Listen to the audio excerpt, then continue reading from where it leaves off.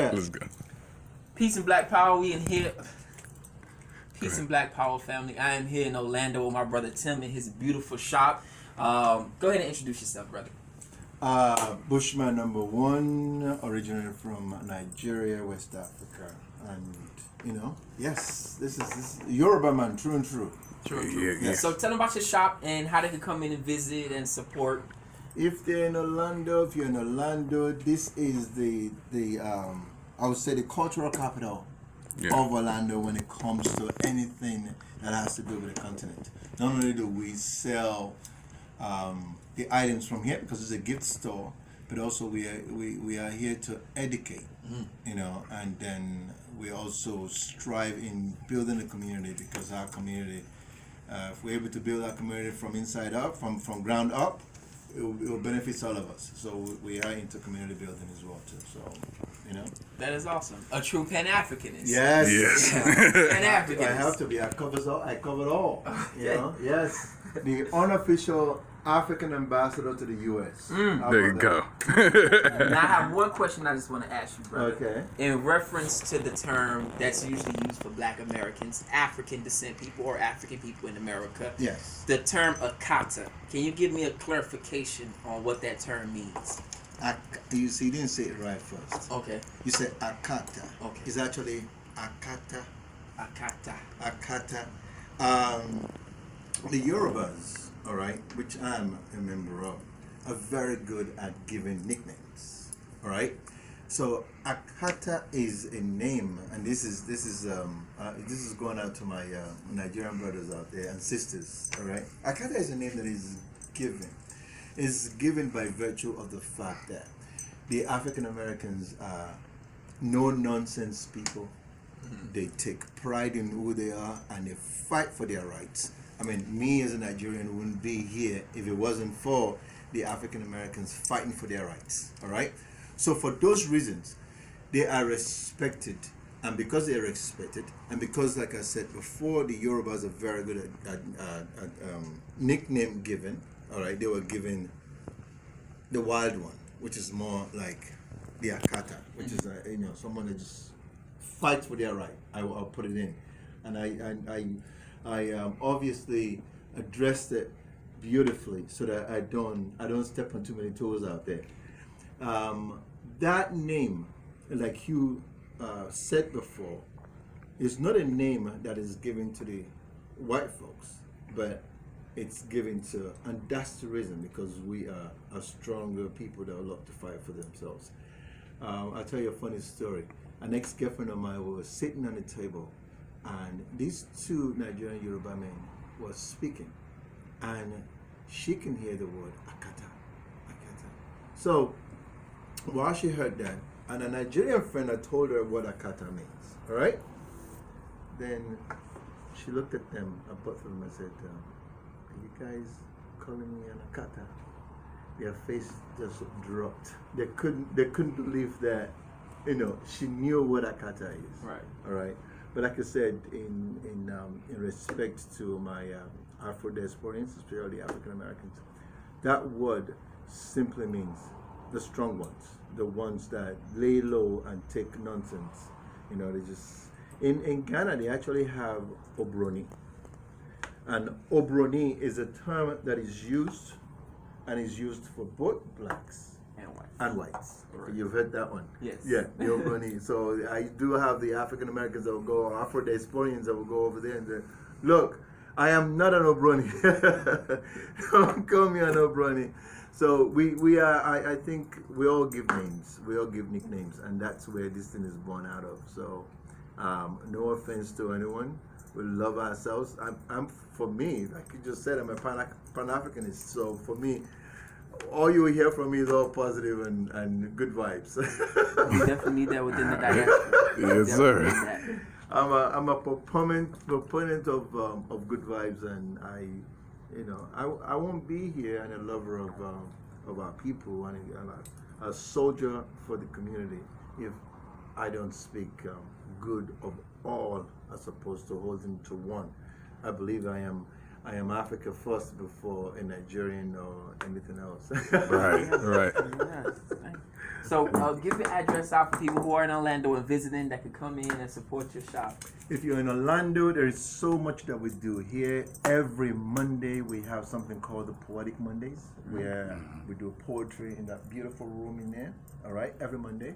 Every Tuesday night we have a drum class that goes on in that same beautiful room. We have another room across from where we are right now, and there we have something called the capoeira. Have you heard of a capoeira? Brazilian martial arts. Yeah, we do capoeira there. Wednesday night we have the dance class. Our Thursdays and Fridays seems to be the only days off we get. When I say days off now, that's after closing hours, right? Extended hours. And then every last Saturday of the month, this is an event that is just near and dear to my heart, where we open up the place. There is food provided, all free. There is vendors. If you're in town and you do a handcrafts making, all right, or an artist, you can come in and set up all for free. So you utilize the customers that are coming here and be able to help yourself to grow in what you do and then grow your business at the same time. Wow. And I mean, honestly, it's just all love, all love, because everybody needs a helping hand. We're doing that. Wow. So then we couple that with people coming together and having, we have something we call dialoguing now, where you're able to just speak and say, this is what, having, the Art Talk is referred to conversation. The tagline for Art Talk is conversation between like minds, which means if we are able to come here on Saturday, we have an open mic. Whatever it is that heals your mind, come in and speak of it, and then let's all just come sit together and deliberate over it. I mean, it's awesome. And that's really deep in African culture, because that's something that Yes. Africans used to do Yes. in the old days. Yes, see, Wow. and then it just come. It's almost by default. It just come into fruition here, where we're asking everybody, and people know drummers are out there just enjoying themselves. Kids are. We don't really want them to run around, but they walk around, and like I said, full meal is served, and we pick a particular country, Culture, yeah. and then just enjoy that particular food from that country. So Yeah. if you have not been to that country, you can say, look, I've tried the food from this country. Uh-huh. And not only that, because this is a place run by an African, all right, I'm from Nigeria, the idea is to be able to bring us all together as one. So here, if you've not met a Ghanaian before, the chance of you meeting one in here is good. A Nigerian here. So you can actually look into their eyes and talk to them and say, hey man, tell me about it. Why don't we have that happening? As opposed to the media telling us about who we are. We need to be look into each other's eyes, break bread, and then ask questions. Ask what needs to be asked. Right. You know what I mean? And that's what will bring us together as a unit, as opposed to an individual being, which that's what we are. We run around as individuals. I am from here, you're from there, I'm from, no. One united front. And let's be clear, because we understand that African culture is not monolithic. We know that Africa is not just one big place where everybody's from one country, because it's a continent. But the borders that we divide ourselves with by saying that I'm Nigerian, I'm Ghanaian, and when you really look up the word Nigeria, it actually was named by the Queen. It was by history doesn't serve me right on that, but obviously Nigeria was almost a company that was bought over. Right. It wasn't really a country that, it was almost by accident that Nigeria was formed. And these borders have been set up through colonization, because people never really, there was no Nigeria. You had Dahomey people, you had people from different places. So it's good that you have a nationality, but being African is number one. What is so interesting is, if you think about it, you go to Nigeria right now, you have the Yorubas. The Yorubas are in Ghana. Yorubas are in Togo.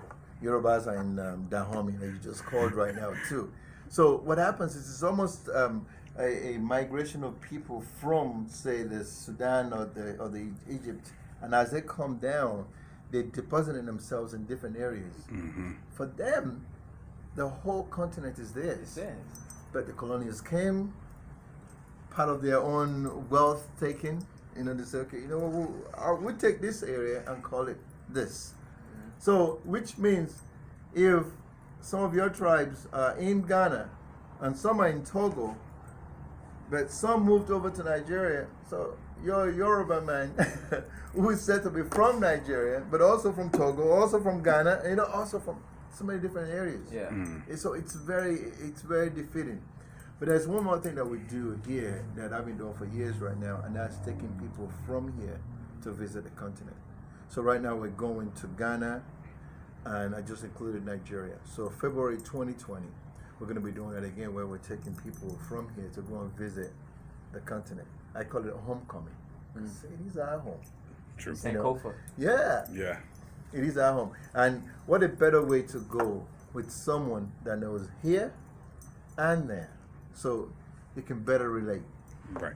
and make you feel at home rather than a stranger in what is supposedly your place. You know what I mean? So it's powerful, man. It's powerful. So, hey.